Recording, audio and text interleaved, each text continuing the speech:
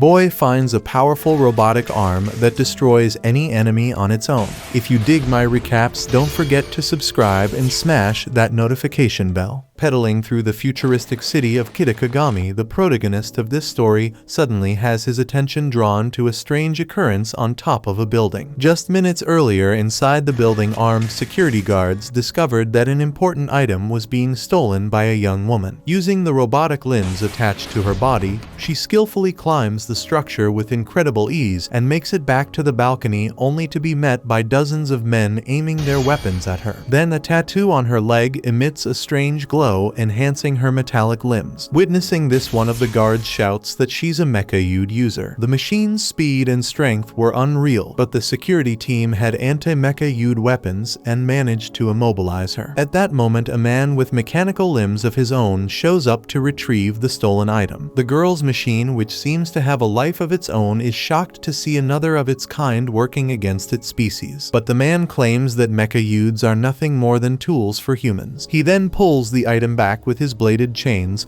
but the girl commands Sinis and Dex to devour the enemy. Her metallic limbs break free from their restraint and charge at him, igniting an intense battle. During the fight, security begins firing again, but the woman evades the bullets and keeps fighting. After a fierce exchange of blows, she manages to retrieve the item from her opponent's hand, but a crack in the glass causes the object to explode, emitting a beam of light that the protagonist saw from a distance. Following the explosion, a cube leaks out from the container and falls off the building. The next day, Hikaru Amatsuga wakes up to a voice in his head asking for help. At the same time, his alarm clock rings, completing its job. A while later, Hikaru leaves the house with his bag. Around the city, advertisements and drones from Kagami Corporation line every corner as Hikaru takes a crowded subway, still wondering what happened the day before. While researching, he finds an article on the life's work of Naohito Kagami. In the comments, someone mentions that it's pointless for regular people to even try. Just then, a man falls asleep on Hikaru's shoulder, interrupting his reading. Standing in the subway, a pregnant woman catches his attention, and two older ladies are probably gossiping about the young man's lack of manners. But Hikaru is simply trapped by the sleepy passenger. Turning back to his phone, he sees an ad for Kitakagami Prep School, which makes him start sweating nervously. As Hikaru remains frozen, the sleeping guy gives up his seat to the pregnant woman. In reality, Hikaru remembers he forgot something and needs to get off, but three schoolmates approach him in the subway to chat on the way to school. During their conversation, someone mentions receiving a sports ball, and Tagawa says that when it comes to baseball, Yakumo Kagami is the biggest celebrity in Kitakagami, but that now it's going to be the era of the monster Kasuke Tagawa. The prep school ad had the slogan,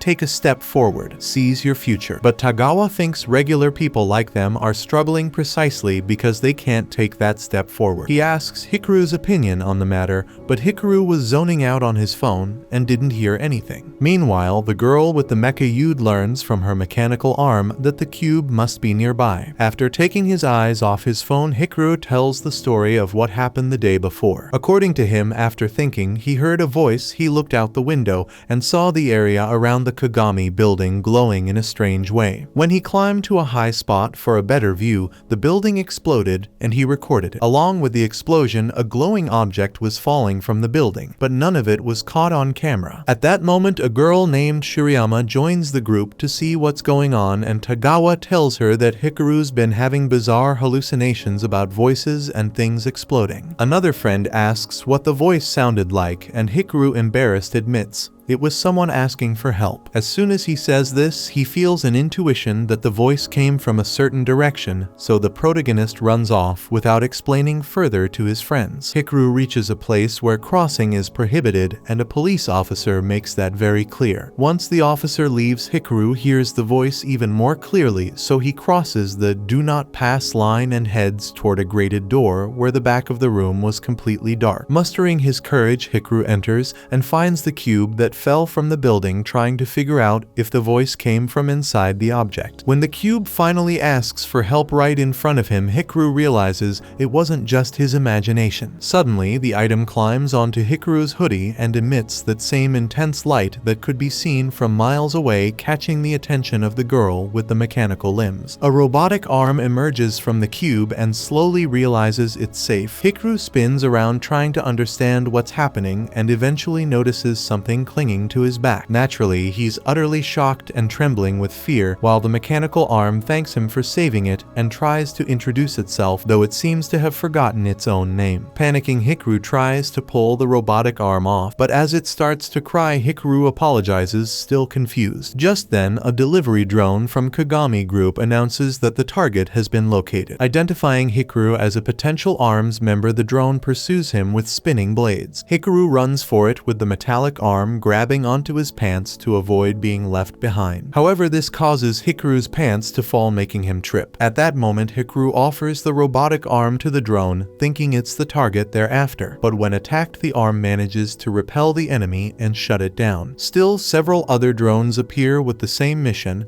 and the robotic arm warns Hikaru that they must work together to escape. In the meantime, in a gigantic office building, an important man learns that the trigger arm has been found and that it made contact with someone unrelated to the company, likely a civilian. Upon hearing this, the company's president Naohito Kagami decides to leave the resolution of the problem to his subordinates. One of them orders a perimeter of 2 miles to be established around the area where the civilian was spotted, with instructions that the trigger arm must be recovered at all costs regardless of what happens to the kid. Speaking of the devil Hikaru and his unlikely new friend Hyde, to avoid being spotted by the drones, and their plan works, soon they are safe. Relieved, Hikaru asks what the robotic arm is exactly, but that's a question the arm can't answer since it doesn't even remember its own name. However, it does know one thing: the boy standing before it is kind. Hikaru responds that he hasn't done anything special, but the arm insists it was saved, explaining that without arbitrium, it wouldn't be able to move as well as it is. Hikaru questions what arbitrium is, but the robot ignores the question and instead asks for the boy's name. Returning the favor, Hikaru ignores the question and simply wishes the arm good luck in life. Despite the robot's pleas, the boy turns his back and walks away, but as the trigger arm nearly loses all its power, Hikaru becomes concerned and runs back to check what happened. With that, the arm functions at full capacity again. Hikaru, now frustrated, walks away once more, but the cycle repeats itself. Each time Hikaru distances himself from the machine, it weakens. Realizing there's no other way, the boy gives in and stays by the robot's side. During this interval, drones locate the pair, so the trigger arm takes charge, dashing off with Hikaru in tow, quite literally dragging him along the ground without a care. A Kagami employee observes the situation from above, assuming the drones will handle everything, allowing him to focus on the girl who should be nearby. Speaking of her, Aki Murasama is guided by her mechanical arms towards the path where the mysterious beam originated. When faced with a narrow fork in the road, she decides to cross it anyway, knowing it would shorten her journey. Back to Hikaru, he manages to take control of the sprint,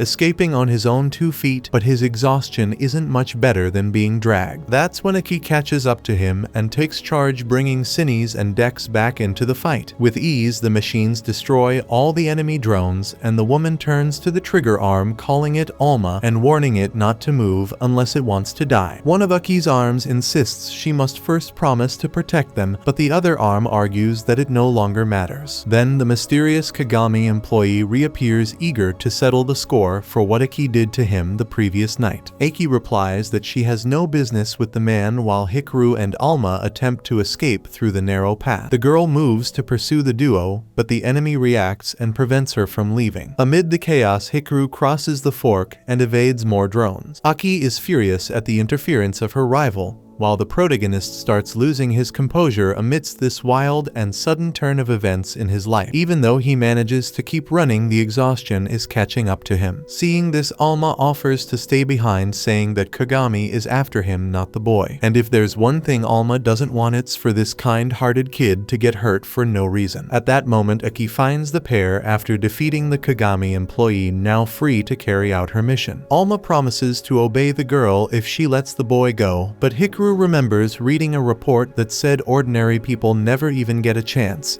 and so he decides not to leave the mechanical arm alone in this mess. Seeing that Hikaru is going to resist, Aki sees no choice but to use force, readying her mecha Yude for battle. As this happens, Alma asks for Hikaru's trust and urges him to take a step forward, saying that only by working together will they have a chance. Upon hearing this, the boy recalls the advertisements for Kagami's prep school, always trying to convince people that life is comes easy, which fills him with a surge of anger, propelling him to charge at the adversary. In that instant, Alma activates its mechanism, multiplying in size and strength. With a powerful punch, it slams Aki into the ground. With that, Hikaru and his robotic companion get the chance to escape, and that's exactly what they do. Around the perimeter, other Kagami employees are closing and searching for the fugitives, while the boy and his metal arm take the most improbable paths to avoid being found. Amidst the escape, Hikaru mentions he heard Alma's name from the woman, and introduces himself to the mecha youth. Meanwhile, a young boy collapses in exhaustion upon discovering someone has stolen Alma from him. Using an inhaler, he tries to catch his breath, furiously declaring that the trigger arm belongs to him. At the same time, the leader of a group rivaling Kagamis to which Aki belongs laments her failure, but emphasizes that Alma must be recovered before it falls into enemy hands. With this in mind, Aki is sent back on the same mission. Without delay, the investigators quickly identify the boy who tried to escape with the trigger arm, a random middle schooler who got caught up in the whole mess. According to Investigator 2's, finishing him off would be a cruel order. On the other hand, her partner Wana replies that this demonstrates the importance of the trigger arm, and then questions if she has feelings for the boy. 2's responds by pinching his leg hard, stating that it's because of people like him they are never taken seriously. Wana acknowledges that 2's works hard, and she assures him that she wouldn't hesitate even if it was against a child. When Hikaru went to the school bathroom, he never imagined that woman would follow him to the ends of the earth. Alma appeared to comment that surprisingly Aki wasn't showing any signs of wanting to fight. Hikaru added that they probably wouldn't be attacked even in the classroom, so Alma suggested they talk to Aki, saying there was so much going on in that earlier mess that they didn't even have time to say anything. But he was sure that woman just wanted to chat. Hikaru remembered Aki making it very clear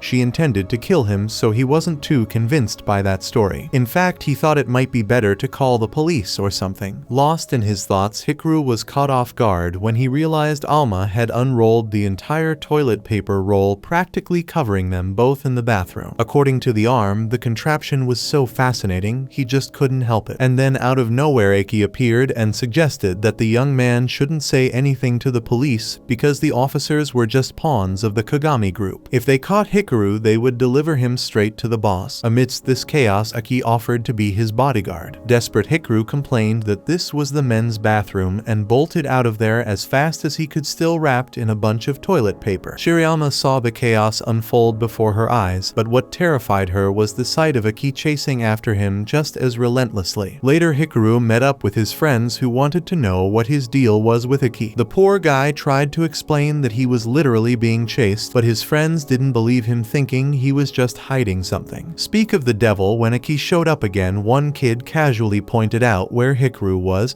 but by then he'd already taken off and managed to hide. Suddenly, Shirayama approached Aki and introduced herself. Seeing that the girl seemed extremely agitated, she offered Aki a box of cookies. While Shirayama explained the flavors represented in the package, Alma and Hikaru were scared out of their minds that this crazy woman might hit the girl or something, but to their surprise, Aki dove into the sweets without a second thought, as if there was nothing to worry about. In fact, the two seemed to be developing a friendship, even though Aki clearly had no talent for social interactions. Since Shirayama was more open and extroverted, the two got along, leaving Hikaru wondering what in the world was going on. Alma suggested the boy should go talk to Aki now, but Hikaru had a better idea: sleep. Alma grumbled, but the boy explained that he couldn't talk about the mechanical arm while at school. Setting that aside, Alma asked what Hikaru had just pulled from his pocket. Hikaru explained that they were headphones used for listening to music and things like that. These particular ones had a noise-canceling feature, eliminating all the surrounding noise. Hearing this, Alma was fascinated. As this strange interaction played out, Shirayama brought up Hikaru's situation, with Aki whispering advice to her. When Hikaru returned to school, Alma continued insisting he talk to Aki,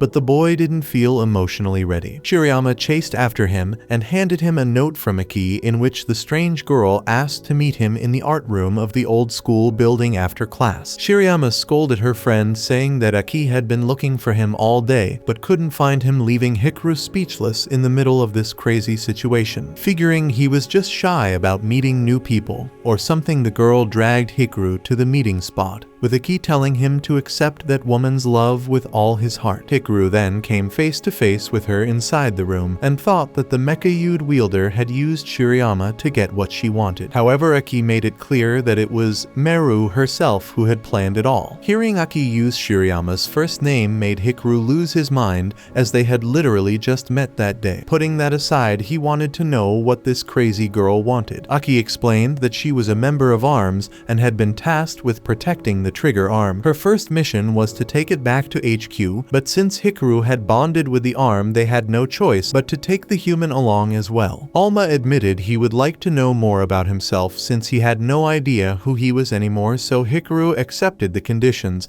especially since Alma grew weak whenever they were apart. Aki tried to figure out why all this was happening, and anxious about the whole situation, Hikaru tried to get her attention. One of the arms told him to be quiet because Aki was terrible at thinking about difficult things. Finally, she declared that they needed to examine the robotic arm as soon as possible, and that Hikaru had no choice in the matter. So Hikaru asked if Alma could get big again like he did earlier to fend off threats. The mecha-yude did as requested, unleashing all his power. Aki was impressed by the display, but as the arm lost all its strength, in a matter of seconds Hikaru grabbed the arm and bolted before things could go wrong. Just as Alma was complaining that the human couldn't be running in the hallway, Aki was chasing the two of them with all her fury. Shirayama pokes his head in and reminds his friend that he needs to talk to Aki properly, causing Hikaru to panic and search desperately for an escape from the place. Meanwhile, Tuz is trying to track down his target inside the old school, while Warner informs him that a student is guarding the entrance so he can't get close. Hikaru finds himself trapped inside and realizes his last chance of escape is by going up the stairs. One of Aki's arms directs her to the fire escape, while another suggests the opposite direction for no logical reason. Despite this, she chooses to go down. Before long, a hole starts to open in the ceiling of the floor where Hikaru is. By the time he realizes, he's already under Aki Murasama's control. She confesses that she didn't understand why the boy didn't finish her off when she was defenseless, but he has no clue what she's talking about. Regardless, she demands to know what Hikaru's intentions are with Alma, even though her own arm tries to explain that the kid has no ill will. Despite this, Aki orders the two of them to prove the bond they share,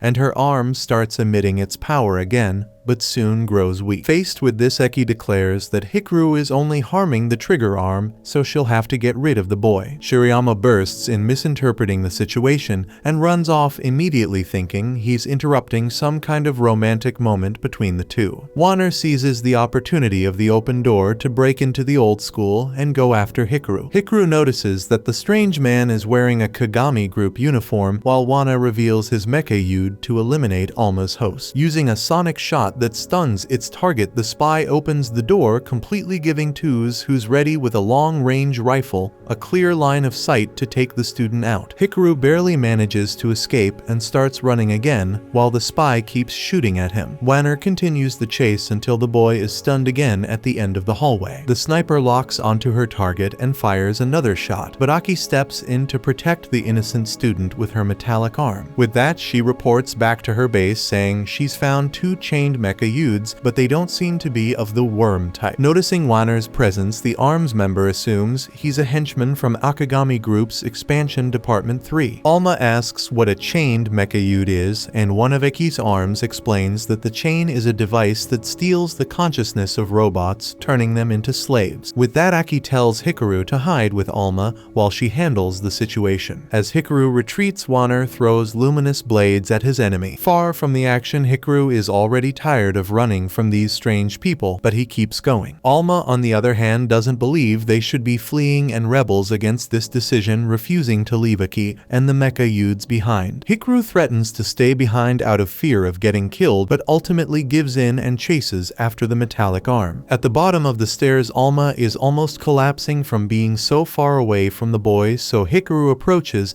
and asks the robot to stop acting tough, knowing the condition he's in. He then places the trigger arm on his shoulder and starts thinking of how he might fight back against that sonic shot. Meanwhile, Tuz asks her partner for an update but gets no response, so she decides to head into the facility. Inside, the henchman had managed to immobilize and chain Aki's mecha youths. He offers her to use them as she pleases thanks to the chains, but she makes it clear that she's not like him. Either way, she is carried outside where Tuz is waiting and wants to know what happened to the trigger arm. Her partner explains that it's hidden somewhere inside the old school, prompting Tuz to change the subject and focus on Aki. She laments not being able to kill the arms member right then and there because her orders are to take her away. Fortunately for the Kagami thugs, Hikaru shows up carrying the organization's primary target. Despite the villain's confidence, Hikaru assures them it won't be as easy as last time. Ignoring this, Warner fires the sonic shot again, but this time the boy is prepared wearing noise-canceling headphones. Having escaped the attack unscathed, the kid throws his metallic arm towards Aki since her mecha youths need to be freed from the chains. The problem is Hikaru always needs to stay close to the arm to keep it from malfunctioning,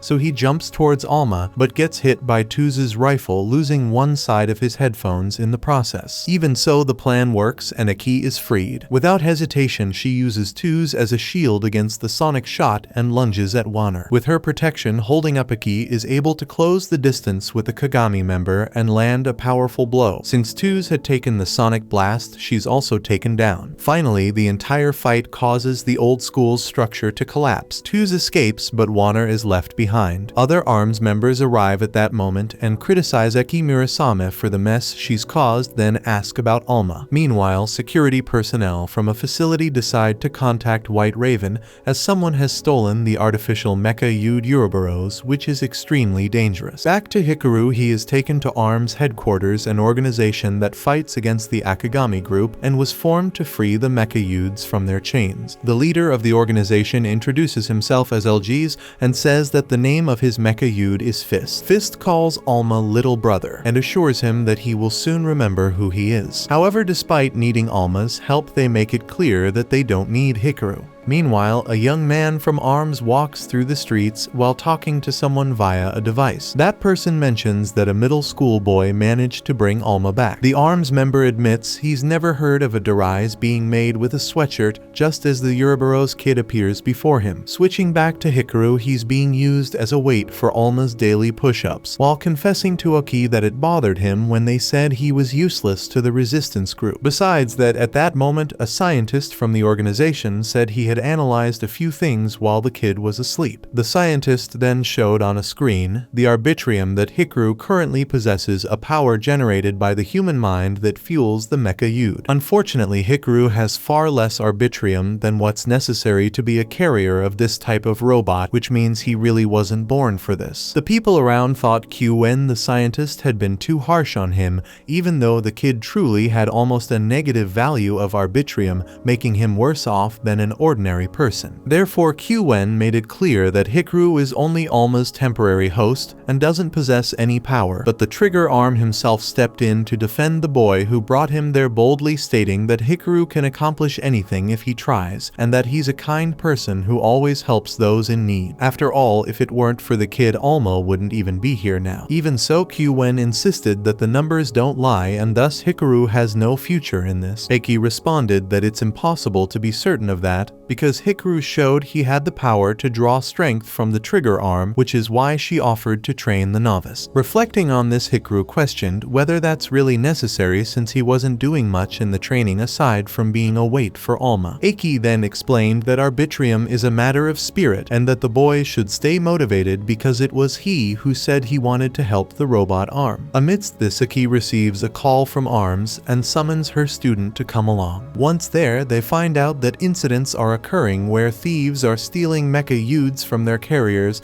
with the third theft of the week just having happened. After passing along this information, Algies speculates that it might be a new Kagami agent group, so they need to act quickly to recover the stolen metal arms before it's too late. Alma is puzzled by the urgency, so one of Aki's arms explains that if a mecha Yude is forcibly removed from someone, the robot will die within a few days because the arbitrium starts leaking from the derise point. Even though they don't know know everything about Arbitrium Fist mentions that it plays an important role in human biological functions. Obviously, anyone who forms a derise with a mecha Yude gains extraordinary abilities, and while that may not be the case for Hikaru, they still can't afford to lose Alma under any circumstances. As for the boy who was victimized by the attack, Aki wants to know if it was a worm-type case. Algiz cuts her off to remind her that her task is to protect Alma at all costs, and that emotions must not be involved. Hikaru is confused by this talk of emotions, but Aki replies that it has nothing to do with him. Then she calls her student over to take a look at something. Meanwhile, at the Kagami building, a subordinate informs the president that Jun's location has still not been discovered. One of Naohito Kagami's trusted men says Jun has brought shame to the whole family by stealing an incomplete artificial mecha Yude. A boy named Tadu, who was outside the conversation, believes someone from Division 3 promotion let them escape, and that if they need someone to handle the matter, they just need to call Shirogarasu. Back with Aki, she's investigating the case on her own without informing the higher-ups. Nearby, a man named Imada is trying to find the CEO Kagami's younger brother. Alongside his mecha Yude Joe, the two set off as a team in search of Jun in the name of Shiragarasu's honor. Suddenly, Aki shows up on the scene with Hikaru and asks if Imada knows anything about a worm-type mecha Yude carrier. Without delay, Shiragarasu's henchmen charge at the girl, but she promptly summons Sinis and Dex to deal with the first wave of attacks. Seeing the damage his men suffered, Agami completely changes his attitude and assumes this intruder must be a member of ARMS. In the middle of this chaos, Hikaru notices a green-haired child hiding in a corner struggling to breathe with an inhaler,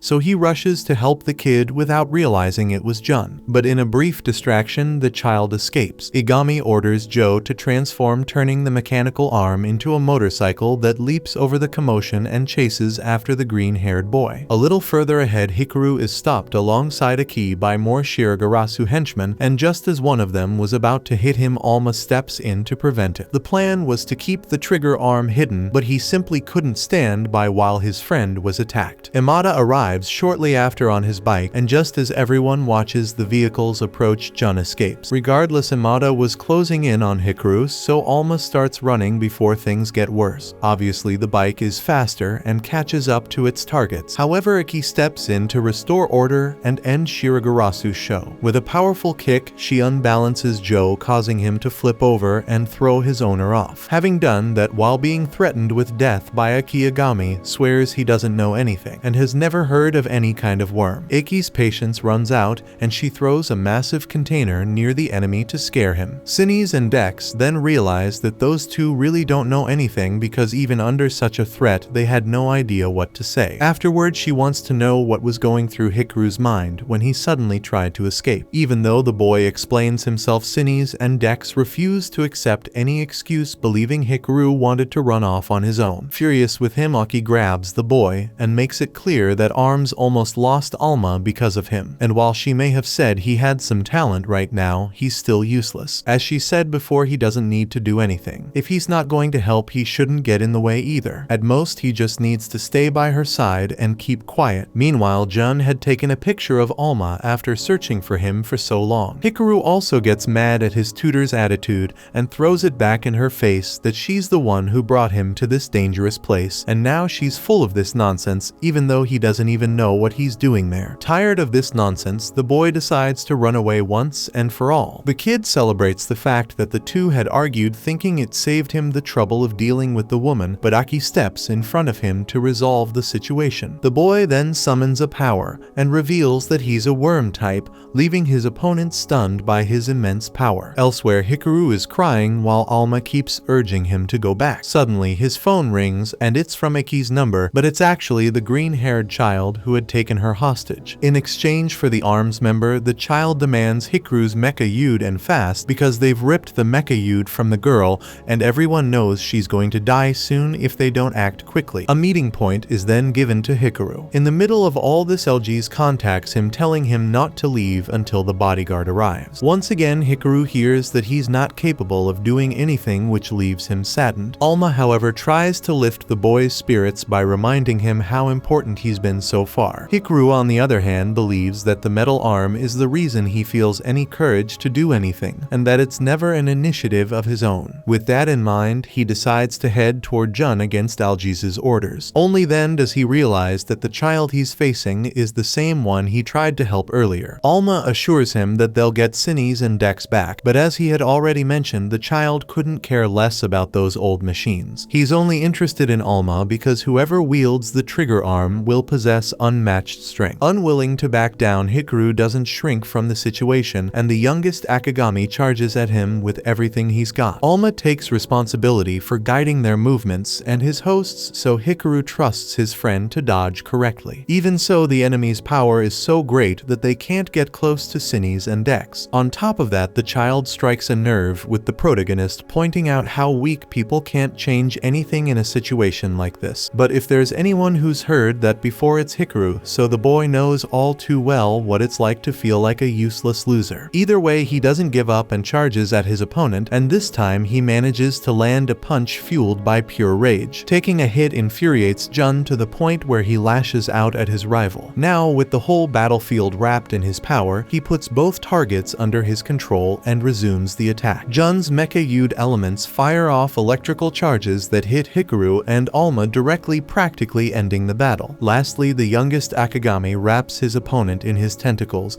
and unleashes another charge, this time putting in so much power that he had to use his inhaler to catch his breath afterward. He thought the fight was won, but Alma had been playing dead, waiting for the right moment to counterattack with precision. However, the blow wasn't enough to defeat Jun, and Alma starts to suffer from the distance between him and his host. At this moment, Hikaru is flooded with memories of when he first met Alma and everything they've gone through to get to this point, so he pushes himself as hard as he can to close the gap between him and his mecha-Yude. With great effort, the boy manages to touch the trigger arm, and this touch unleashes a devastating energy explosion as the fusion between the two makes them incredibly powerful. Faced with this, Jun resumes his attack with the same confidence as before, but this time things are different. Every one of his attacks is repelled by the trigger arm and its wielder. After an intense battle, Jun can no longer withstand the onslaught, and he takes a punch so powerful that he succumbs to the pressure and is defeated. However, before they can celebrate, Tadu, the mysterious boy from the Akagami headquarters meeting, arrives on the scene. He announces that he's only there to collect his master